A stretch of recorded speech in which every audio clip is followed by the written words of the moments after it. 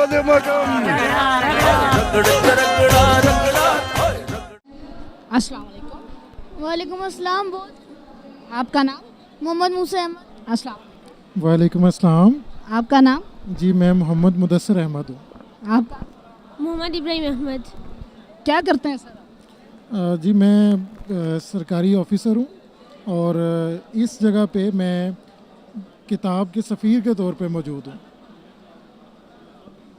आपके साथ बच्चे भी मौजूद हैं। बच्चे तो आप किताबों की तरफ बहुत कम हो चुके हैं।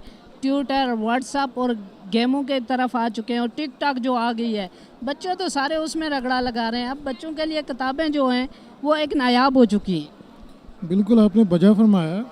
अब उसमें बच्चे naturally they feel attracted towards WhatsApp and Facebook, तो उसमें पेरेंट्स की ज़िम्मेदारी बढ़ गई है कि वो उनको किताब की तरफ उनकी तवज्जो दिलाएं और किताब को एक खुशनुमा ऑप्शन के तौर पे उनके सामने लाएं। मतलब ये हमारी ज़िम्मेदारी है कि हम बच्चों को किताब से करीब लाने के लिए कोशिश करें।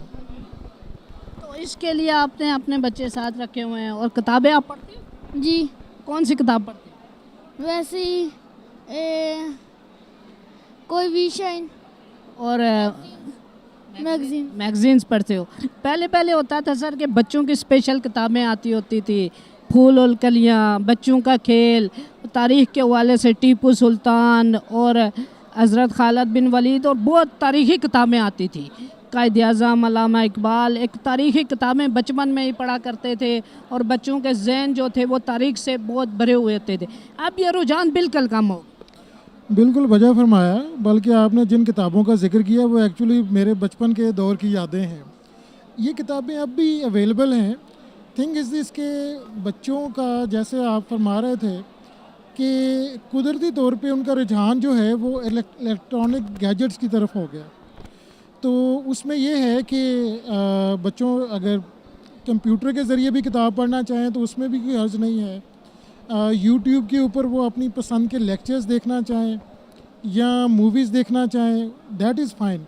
But at the same time किताब की जो एक अपनी अहमियत है, ख़ास तौर पे जो किताब प्रिंटेड होती है, जो प्रिंटेड फॉर्म की किताब है, इसकी एक अपनी खुशबू है और इसको अपने हाथों में लेने का एक अपना एहसास है और रात को इसको तकिए के साथ रख के सोने का अपना मज़ा है।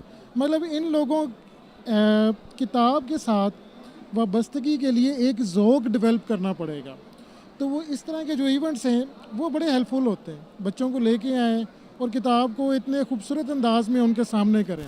मतलब आप देख रहे हैं कि वो खुश हैं यहाँ पे, और यहाँ पे कुछ और नहीं है, सिर्फ किताबें हैं। किताबों को अच्छे पैराए में अच्छे अंदाज से पेश किया गया है। तो किताब को एक बोर अंदाज की बजाय एक दिलचस्प और ख़ूबसूरत अंदाज में पेश करने की ज़रूरत है। तो आप तो किताबें पढ़ते भी होंगे और घर में रखते भी होंगे। लास्ट किताब कौन सी आपने पढ़ी है और कौन से ख़रीदी? मैंने अपनी पढ़ी है। एक्चुअली मैंने 2 किताबें लिखी हैं। माशाल्लाह।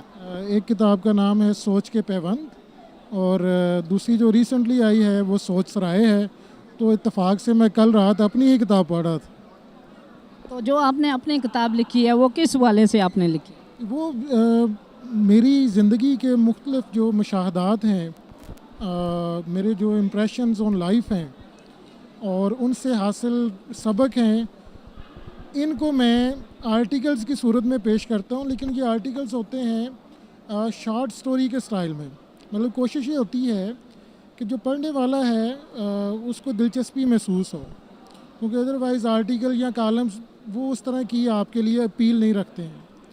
तो आर्टिकल्स को और सोशल कॉलम्स को एक शॉर्ट स्टोरी के पैराए में बयान करें ताकि पढ़ने वाले का उसमें इंटरेस्ट भी डेवलप हो और उसको कोई उसमें से कोई मैसेज भी मिले। बहुत शुक्रिया, thank you. Thank you very much.